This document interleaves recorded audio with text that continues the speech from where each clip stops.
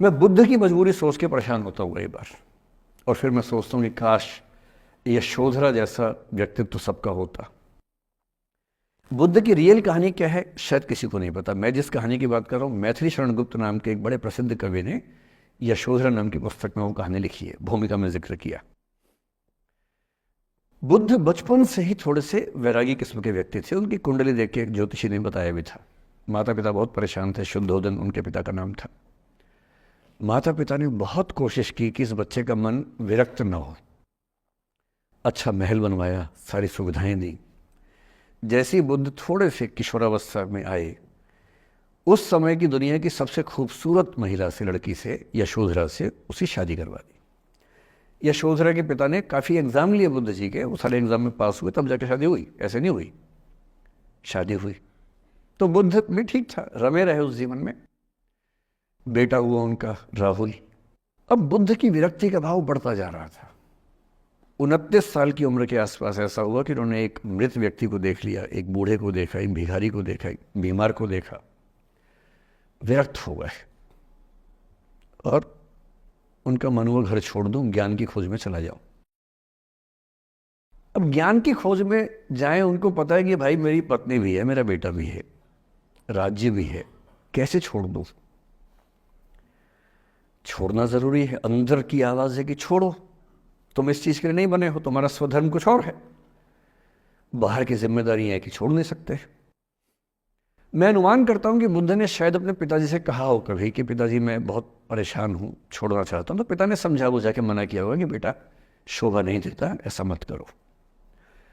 हो सकता है पत्नी से भी बात की हो, पत्नी ने भी कहा हो कि ये क्या बात हुई, हम सबका जीवन तुम पे टिका है, बच्चा अभी बिस्तर से भी नहीं उतरा है, अभी तो चलना भी नहीं शुरू किया है, तुम ऐसी बात कर रहे हो।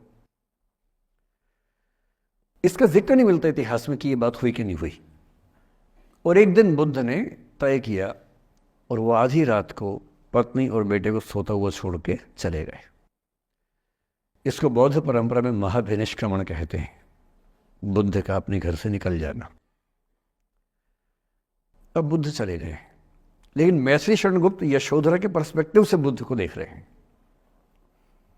यशोधरा बहुत परेशान है, भाई पति चला गया है, बच्चे का पिता चला गया, मजाक छोड़ना है। राजा परेशान है कि उनका उत्तराधिकारी चला गया है। यशोधरा इतनी परेशान है, बहुत लंबे समय तक छंद आते रहते हैं कि वो कितनी बेचैन है, कितनी परेशान है। लेकिन यशोधरा की सबसे बड़ी परेशानी इस बात से नहीं कि बुद्ध चले गए, इस बात से है कि बिना बताए चले गए, भरोसा नहीं किया। और वो अपनी सहेली से कहती है, सिद्धि हेतु स्वामी गए, यह गौरव की बात, मुझे गर्व है कि मेरा पति इतने महान काम के लिए गया है। सिद्धि हेतु स्वामी गए, यह गौरव की बात, पर चोरी चोरी गए, यही बड़ा व्याघात। सखी सखी वो मुझसे कहकर जाते, कह तो क्या वो मुझको अपनी पथ बाधा ही पाते, क्या मैं रास्ता रोकती उनका? उसके मन में ये मलाल है कि बिना बताए चले गए। वो इस भाव को लेट गो नहीं कर पा रही है, परेशान है।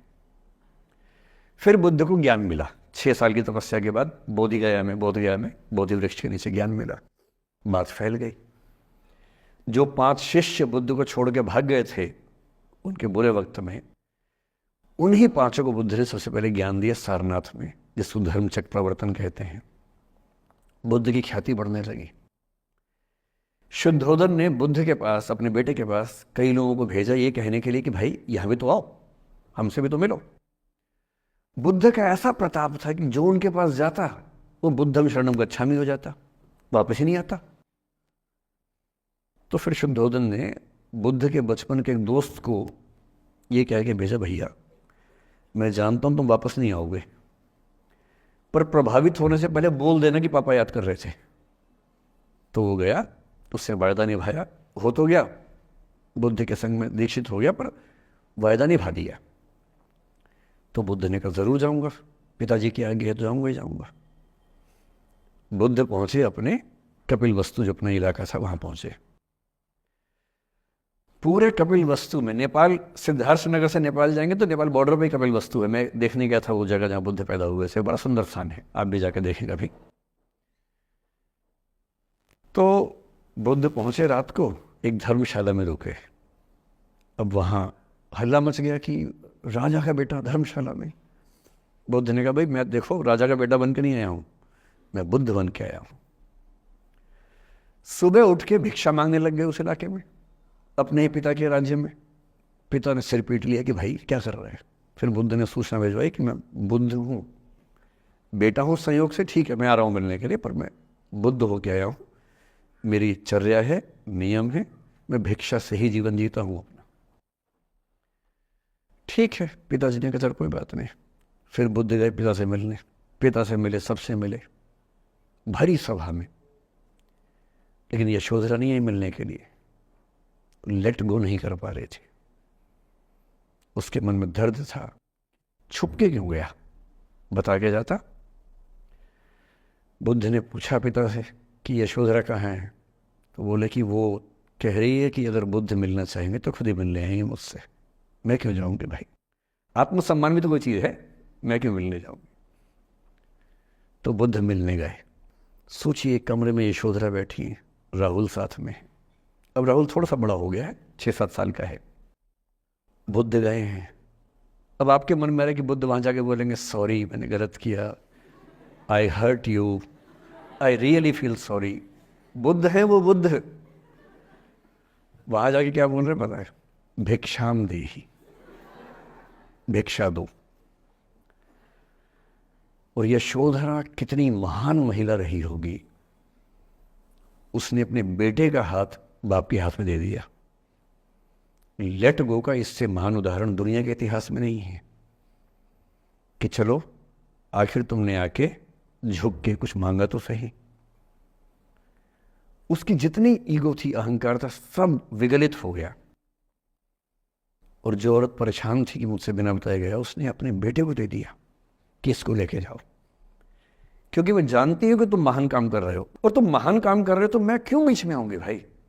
मेरा पति महान काम कर रहा है तो मुझे खुशी होनी चाहिए, और तुम्हारी उस खुशी में मैं क्यों पीछे हटूं। बस मुझे भरोसे में लेके जाते तो और खुश होती।